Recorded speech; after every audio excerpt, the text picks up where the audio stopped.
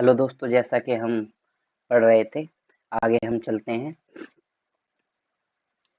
Respiration की तरफ। Respiration एक ऐसा प्रोसेस होता है जिसमें कि हम ऑक्सीजन को इनहेल करते हैं और CO2 को एक्सहेल करते हैं। इस प्रोसेस में कंजम्पशन ऑफ ऑक्सीजन होता है और liberation of carbon dioxide and water. Two types का होता है respiration, aerobic and anaerobic. Aerobic respiration वो होता है जहाँ पे हमें फूड को डाइजेस्ट करने के लिए ऑक्सीजन की जरूरत पड़ती है। इसमें 38 ATP एनर्जी रिलीज होती है। इसके हम स्टेप्स क्या है वो भी हम देख लेते हैं। सेलुलर रेस्पिरेशन के अंदर केवल इनहेल एक्सहेल नहीं आता है, इसके अंदर आपके शरीर के अंदर होने वाली सारी इंटीग्रल केमिकल प्रोसेस आती हैं। सो इसमें स्टेप्स हैं कि ग्लूकोज का ब्रेकडाउन होता है पायरूवेट्स में, यानी कि 6 कार्बन 3 कार्बन में कन्वर्ट होते हैं और इस प्रोसेस साइटोप्लाज्म के अंदर होती है। सेकंड स्टेप में हम जान लेते हैं कि पायरूवेट ब्रोकन होता है किसके अंदर, CO2 एंड वाटर में ब्रेकडाउन हो जाता है।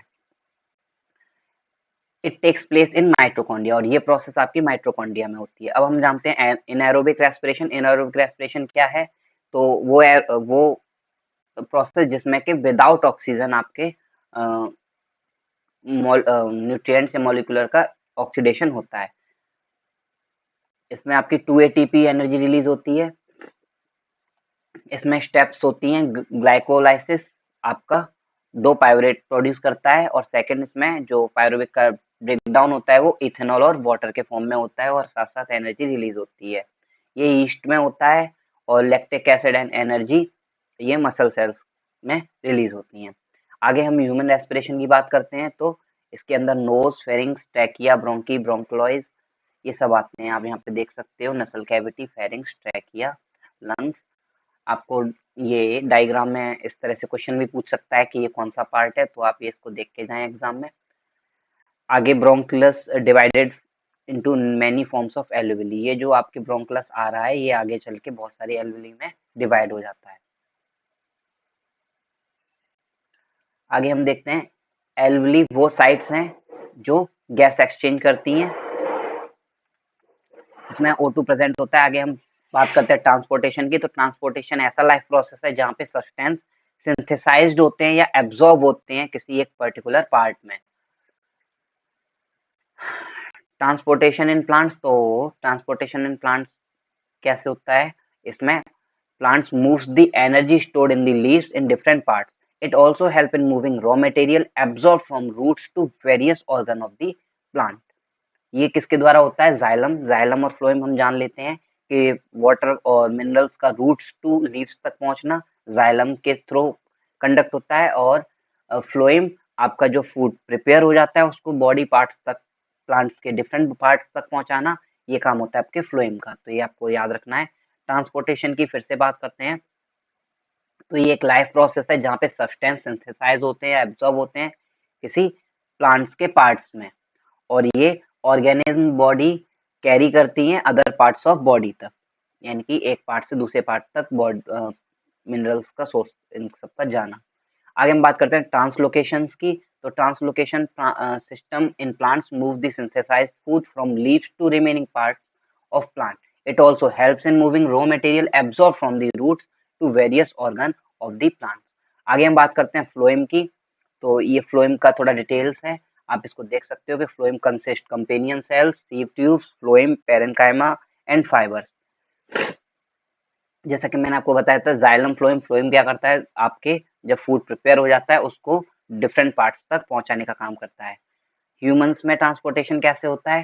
तो ह्यूमन में ट्रांसपोर्टेशन जो होता है वो न्यूट्रिएंट्स और वेस्ट मटेरियल का डिस्पोजल के लिए होता है और ये आपका सर्कुलेटरी सिस्टम भी कहलाता है। सर्कुलेटरी सिस्टम के अंदर ऑर्गन्स आते हैं, for example heart, blood vessels, circulatory fluids के लिए ब्लड।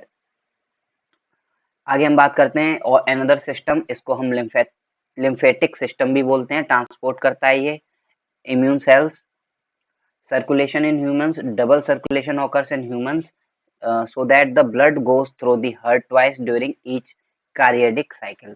जब भी आपका हार्ट पंप करता है तो क्या होता है कि यहाँ पे दो प्रोसेस होती है, एक तो आपका बॉडी से इम्प्योर ब्लड हार्ट तक जाता है, दूसरा आपके हार्ट से बॉडी तक जाता है। ये दोनों प्रोसेस एक साथ होती हैं। ब्लड लिम्स इन्वॉल्व्स इन ट्रांसपोर्टेशन, ये आपको याद रखने हैं। Component of blood RBC, WBC, platelets, 3 types की ब्लड वेसल्स होती हैं, ये भी आपको याद रखनी है, आर्टरी, वेन्स और कैपिलरीज। एक्चुअल में आर्टरीज और वेन्स आपको पता ही होगा, जिसमें एक में इम्प्योर ब्लड बहता है, एक में प्योर बहता है। कैपिलरीज आगे जाके ये फर्दर स्मॉल ट्यूब्स बन जाती हैं जो कि कैपिलरीज हैं। Artery carries oxygenated blood, arteries में आपका ऑक्सीजनेटेड यानी प्योर ब्लड फ्लो होता है, लेकिन पल्मोनरी आर्टरी में आपका इम्प्योर ब्लड फ्लो होता है। वेन्स में आपका डीऑक्सीजनेटेड यानी इम्प्योर ब्लड फ्लो होता है, जबकि पल्मोनरी वेन्स में आपका प्योर ब्लड होता है। ये आपको याद रखनी है। ह्यूमन हार्ट जो है 4 चैम्बर्स में डिवाइड होता है, right auricles, right ventricles, left auricles and left ventricles.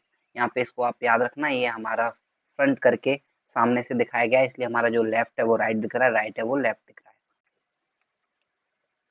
आगे हम बात करते हैं एक्सक्रीटरी सिस्टम्स की। तो जो organs, the organ system that performs the function of excretion is known as excretory system, यानी कि जो हमारे शरीर से वेस्ट निकालता है वो आपका एक्सक्रीटरी सिस्टम होता है। एक्सक्रीशन वो प्रोसेस होती है जिससे हार्मफुल वेस्ट शरीर से निकाले जाते हैं लिविंग ऑर्गेनिज्म के अंदर। एक्सक्रीटरी सिस्टम ह्यूमंस में एक जो होते हैं, उसमें एक किडनी आती है, आपके यूरेटर्स आते हैं, यूरिनरी ब्लैडर आता है, यूरेथ्रा आता है, ये सब आपको पार्ट्स याद रखने हैं। ओके दोस्तों, तो आगे हम देखते हैं किडनी के बारे में। तो किडनी एक मेन एक्सक्रीटरी ऑर्गन्स है ह्यूमन बॉडी का, और ये एक इम्पोर्टेंट रोल प्ले करता है फॉर्मेशन ऑफ यूरिन में। ह्यूमन किडनी प्रोड्यूस करती है 1 to 1.8 यूरिन एक दिन में। यूरिन में 95% वाटर होता है और 2.5% यूरिया होता है, 2.5% अदर वेस्ट प्रोडक्ट होते हैं, ये भी आपको याद रखने हैं। नेफ्रॉन्स इसकी यूनिट्स है किडनी की। ओके, ये आपको याद रखना है। Glomerulus Bowman's capsules and long इनवेल ट्यूब्स, ये इसके मेन कंपोनेंट होते हैं। आपके यूरेटर्स को याद रखना है, ये आपके यूरिन को ब्लैडर तक ले जाता है और ब्लैडर कलेक्ट करता है, स्टोरेज करता है यूरिन को, और यूरेथ्रा के थ्रू हमारे बॉडी पार्ट से ये निकल जाती है। आगे हम बात करते हैं डायलिसिस क्या होता है। तो ये ऐसी प्रोसेस है जिसमें वेस्ट को रिमूव किया जाता है आर्टिफिशियल किडनी के द्वारा, वो भी शरीर से बाहर। एक्सक्रीशन प्रोसेस, तो एक्सक्रीशन प्लांट्स में किस तरह से होता है ये भी हम जान लेते हैं। प्लांट्स डिफरेंट टाइप्स की वेराइटी का यूज करते हैं, टेक्निक्स का यूज करते हैं इसको निकालने के लिए। सबसे प्रोसेस जो आती है पहले वो है आपकी ट्रांसपिरेशन, जो कि आपके स्टोमेटा के थ्रू होता है, यानी कि इसमें जो प्लांट्स है वो वाटर के फॉर्म में स्टोमेटा के थ्रू ट्रांसपिरेशन कर देता है। सेल वैक्यूल्स, गम्स, ये सब इसके टिश्यूज हैं, ये आपको याद रखने हैं। आगे बात करते हैं लास्ट, एक्सक्रीशन इन प्लांट्स। तो plants get rid of excess water by transpiration, ये हमको पता ही है। ट्रांसपिरेशन एक एवेपोरेशन प्रोसेस है जिसमें कि वाटर प्लांट से निकल जाता है, प्लांट्स की लीफ से। प्लांट एवेपोरेट करता है थ्रू स्टोमेटा, और स्टोमेटा हेल्प करता है गैसियस एक्सचेंज में या एवेपोरेशन में वाटर के। यहाँ पे हम इस सेशन को समाप्त करते हैं। Thank you.